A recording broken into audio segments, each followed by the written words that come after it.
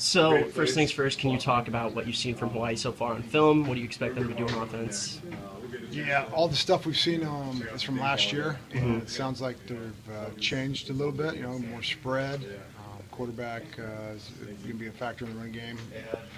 We're thinking, but we really don't know. So we're preparing for a little bit of everything, with emphasis on what we see from our own offense. So. Yeah, that's part of the deal. In first game, you're just not exactly sure what you're going to get, and we got to be ready for whatever they throw at us, and stick with our rules and play with great eyes, and then adjust. Because of that, how quickly can you guys adapt in game to something new that you haven't seen from them? Pretty quick. We see something and we talk about it and talk to the guys, and then we tweak how we're going to play a certain call, or we stay away from a call, or we do something else. So is it in that way, Coach? Do you think is it more about the mechanics of traveling such a long way and those things, or are there other things that you can take from times when Boise, had to go to Hawaii and play? Well, if you take away just the guys executing on the field, there's a lot of distractions. It's a long plane flight. Things can go wrong with plane flights. Buses break down. Food maybe not what you expect. Tourists might be loud. There's tons of potential distractions and pitfalls, and that's part of when you go on the road, you gotta stay focused, and you can't let those type of things affect you.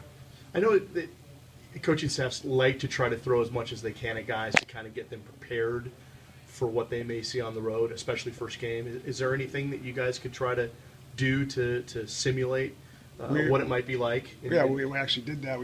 That one day we had a practice and a mock game over at Seahawks Stadium, and so we took them to the hotel, did the whole hotel deal, got on the bus. Next morning, went through our pregame, everything, and then went out and did our basically a game prep walkthrough, or not, it wasn't walkthrough, but a simulated game, and then we went out and practiced. And then what was your initial impressions of how, as a group, the defense handled that?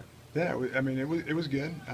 We threw a lot of chaos at them, and stressed them big time, so they get a taste of what it's going to be like on game day. Also, was curious of what did you see in Brian Clay and Drew Schultz that you guys felt that they had earned the right to be on scholarship? Brian just does a great job on special teams.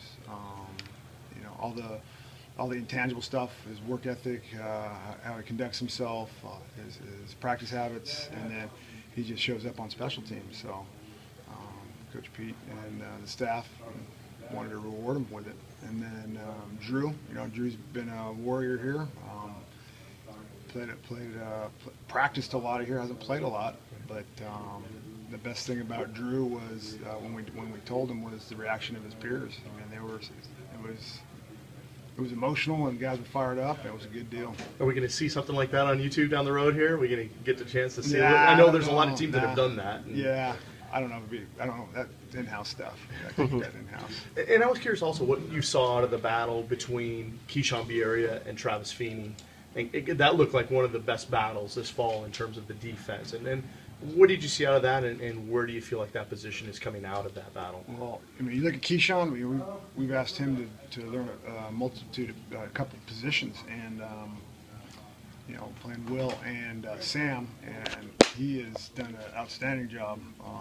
And that can get overwhelming with different calls and different little nuances of what you got to do within those calls based on what position you're playing. So he's done a great job, and smart kid, and practices and plays hard.